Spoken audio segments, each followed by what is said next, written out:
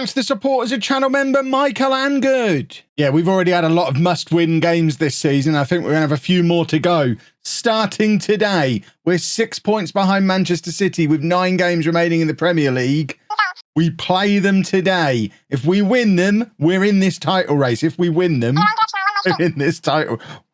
Learn to speak, Kev. If we lose, then our title hopes will be about as useful as my ability to record an intro.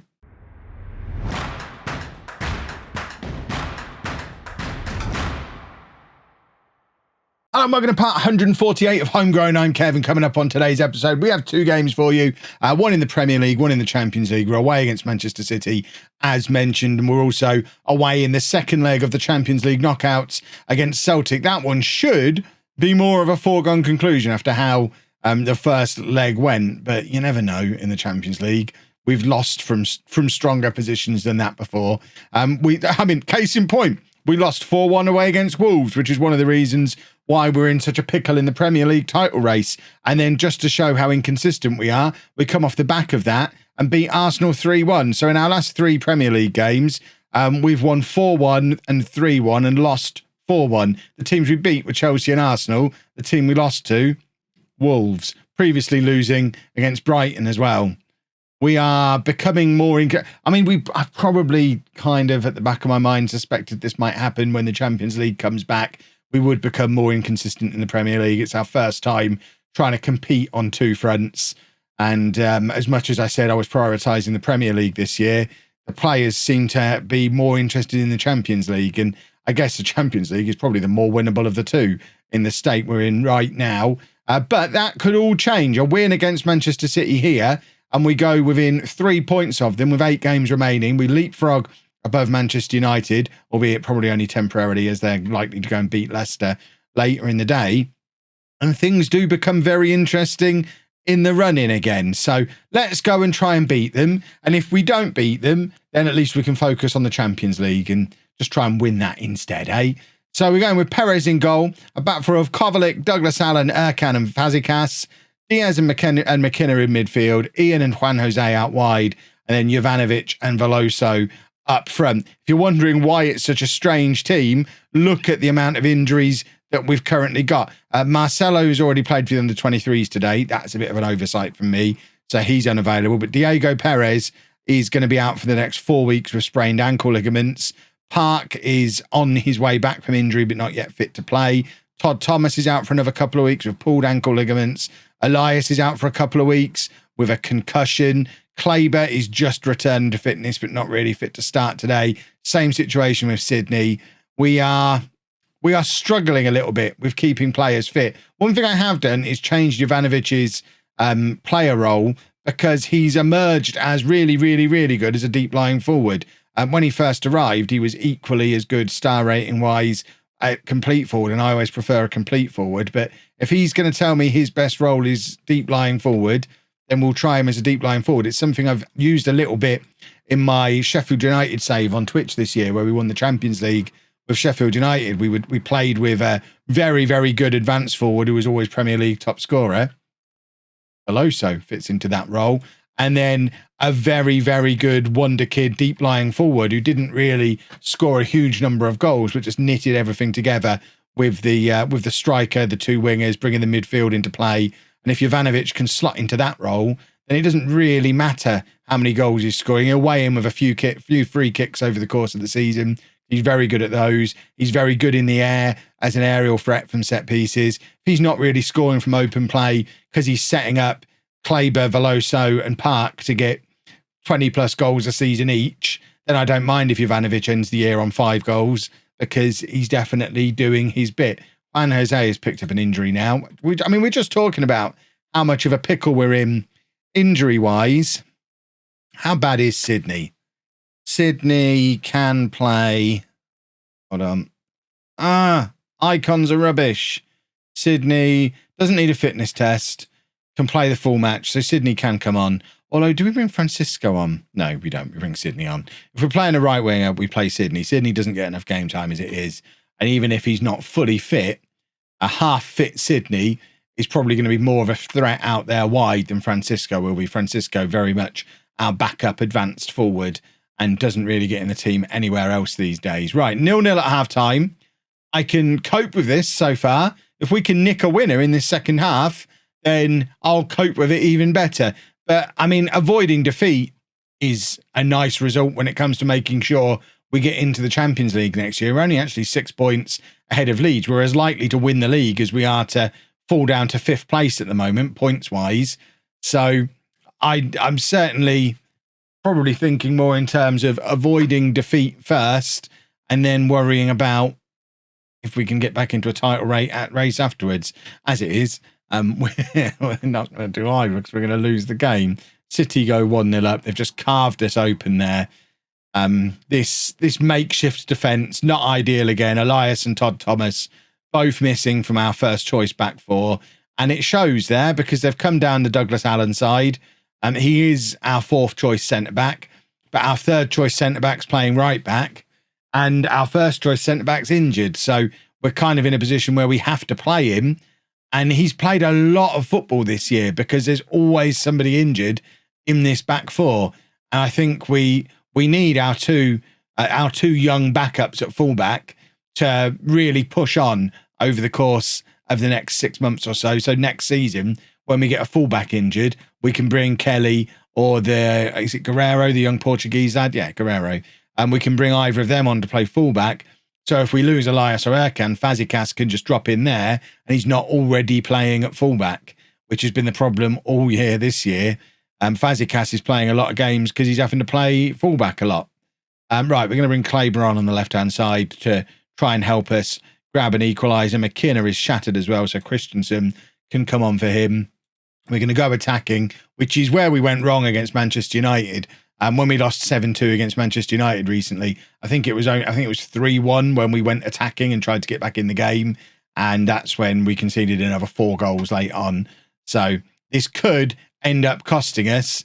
But ultimately, if we're going to lose 1-0, we may as well lose 7-2. At least by attacking, we give ourselves more of an opportunity to grab an equaliser. That's my theory on it. And I was still attacking when we were 6-2 down against Manchester United. That's how they grabbed a 7th, because you've got to try and get back into the game, haven't you? There's no point. I'm never going to be the type of manager who just goes, yeah, you know what? We're 5-2 down. We'll just write this one off today and defend for the rest of the match so we don't concede any more goals. It's not an attitude I'll ever take. Right, they're in behind us here, and Perez does well to collect. And, I mean, losing 1-0 is arguably the most frustrating thing that could have happened because it shows we were close.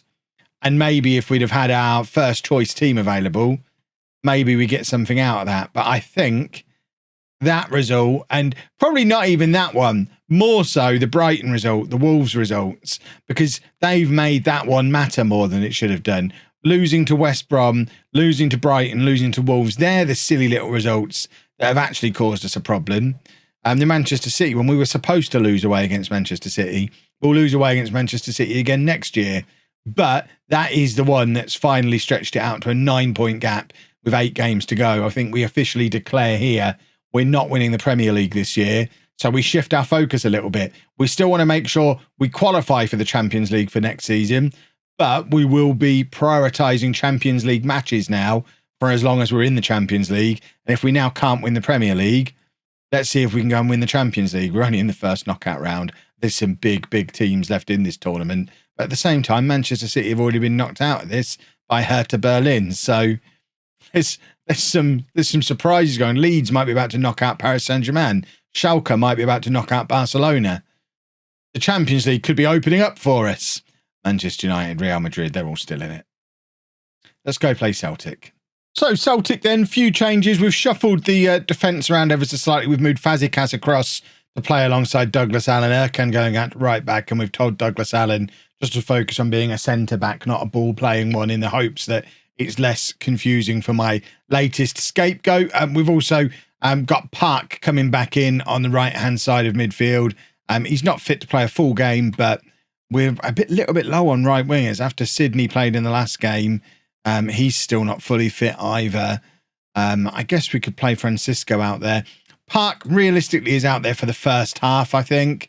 And we'll probably take him off if we're ahead. If Celtic score twice in the first half, then we keep Park on because we need him. If we're prioritising the Champions League now, we need our best players involved if they can be, and Park should be all right. I hope Park will be all right. I'm about to break Park, aren't I? Oh, that will be unfortunate. Right, Celtic with a throw. McKenna heading clear to Jovanovic, and we're knocking the ball around quite nicely here and keeping it nice and deep. Biding our time, not minding our time. Looking for the ball over the top for Veloso. I'm a little bit concerned Jovanovic is coming very, very deep. I know that's what I'm asking him to do. I've asked him to be a deep lying forward. He's on a support instruction. What I don't want is for him to be basically playing between the two central midfielders and leaving Veloso completely isolated up front, which it looked like we'd done there. I need to monitor this and make sure it's not happening too much. What is a little bit of a worry is Celtic have done exactly what I hoped they wouldn't do, and they've come out and gone ahead early in this game. 1-0 on the night, still 3-1 to us on aggregate. But after declaring that we're now trying to win the Champions League, it would be the most Kev thing I've done in a while if we then go and get knocked out now in the same episode. 24 minutes gone. Celtic now 2-0 up. Oh, goodness me. I'm glad I've got Park on the pitch because I think we're going to need him in this match. This is not how today was supposed to go at all. Foregone conclusion, I think, was what I called this game. Do you think they're watching? We've not even had a shot yet, and they're 2-0 up. This feels like a team that have given all they can give this season, and I think they're spent. Maybe they're not. Maybe we can turn this around, but these are largely the same players who've been so good for so long this year, but they have started to lose games recently. We've started to have players pick up injuries, players get tired. I think we're done. I think we've run out of gas, and it is really showing here as Celtic are in again, and Perez actually remembers he can use his hands now, makes the save, and I'm a little bit alarmed. See, and I in a one-off game, I demand more at this point. But because of the stupid way this stuff works in Football Manager, the players will still be thinking we're 3-2 up. If I demand more, they're going to get a grumpy on. We're already winning. What more do you want? Well, you're not winning. You're 2-0 down on the night and playing really poorly. The fact they've got 2 goals from a 0.5 XG is a frustration as well. Right, Park is going to have to come off at half-time. I'm not going to say you've played well. I'm going to say I'm not happy with your performance out there. I'm going to ignore my assistant manager. Right, we are going to take Park off. Having him on was a bad idea. We'll bring Jose on. And I think we might swap those two over and get Ian over this side, Juan Jose over there, and just see if that makes a little bit of a difference, playing them that way round. I don't want to mess this up, and I feel like we're going to. McKenna has given away a penalty there, hasn't he? If there was anyone I thought coming to Scotland would be up for this game and not let me down, it was McKenna. I can only hope that this is outside the area. The ref's going over to the little telly. Seemingly no doubt at all that it was a foul. We're just trying to establish if it's a penalty or not. And the way today's going, it obviously is. Oh, don't no penalty. Turning point, boys and girls. I do have to question how the ref can be wearing a green shirt, Celtic are wearing green shirts, and we're also wearing green shirts. I mean, yes, they're all different shades, but there's an awful lot of green around the place today.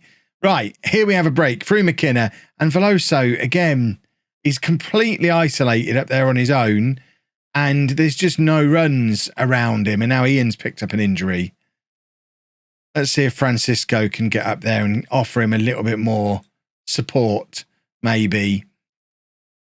Oh, we've still only had 3 shots. We have now had a shot on target, which is nice. McKenna is the next one who's tired. We don't really have a central midfielder. So come on. This is your moment, Kleber. You are coming on as our box-to-box midfielder. People have been telling me you can do this. Now is your chance to show me you can do this. I know you're not fully fit, Just go in there and be an absolute monster in central midfield and maybe grab us a goal. That would be nice. We are still ahead in the tie. This is a weirdly negative commentary that is going to end with us qualifying, isn't it? Juan Jose with the corner. A goal here would be perfect. And of course it's Douglas Allen. Who else was it going to be? It was never going to be anyone other than Douglas Allen to become the hero of the episode. It's 2-1 on the night. We're still going to lose the match, but we have won the tie. We are through to the quarterfinals, I think. Is it the quarterfinals of the Champions League? And goodness me, did we make hard work of it? But we've made it through, and that's all that matters. That was worth £8.5 million to us, that goal. I mean, we were winning anyway, but still. This is why I haven't posted any young players for the name of the game people this season, because none of them are any good. 3-star potential players. You're never going to see any of them near the first team. If you do, I'll eat my hat. I don't really own a hat. Right, when's the Champions League draw? Right, we'll show the Champions League draw as well then. We'll jump forward in time to that. Okay, here we go. Quarterfinal and semi-final draws. So after this, we'll know our route. We're in the final 8, still in the competition. AC Milan, Hertha Berlin, Inter Milan, Manchester United, Barcelona, Home, Leeds United, and Real Madrid. There's not really an easy game there, is there? I mean, logic tells me Leeds or Hertha are the smaller teams. I don't know how this started getting on in Germany this year. They're top of the Bundesliga. No, thank you. We don't want to play them. Thank you very much. Milan are second in Serie A. Inter are third in Serie A. Man United, we know, are ahead of us in the Premier League. Leeds are just outside of the Champions League spots in the Premier League. Barcelona, top of La Liga. Real Madrid, third in La Liga. So, I mean, Real Madrid have already beaten us in the Champions League this year as well. One of the Italian teams, maybe. No, because they're top of the Bundesliga. Can we get Leeds yet? Right, AC Milan. Are they the ones who are top or third? Second. Let's take AC. Let's have us now then. Nope. Barcelona. No, thank you. Okay. Oh, but it got rid of her. Let's take Leeds then. Real Madrid. Leeds. Okay. I mean, we're a better side than Leeds. The Premier League table confirms it. We beat them 4-1 in the league back in December. That's the only time we played them so far this year. Leeds are doable, which could potentially give us a route to the semi-final if we can make our way past them, where AC Milan or Manchester United will face Barcelona or Hertha, and then the winners of our game against Leeds will face Real Madrid or Inter Milan. I mean, one of Home or Leeds is in the Champions League semi-final. What is going on in the universe? We'll have the Leeds game, both Leeds games probably coming up tomorrow. If you've in fact, we've got 3 in 4 matches. If you've enjoyed that, please make sure you leave a nice big thumbs up on there for me. Subscribe to the channel for daily Football Manager videos, and thank you very much for watching.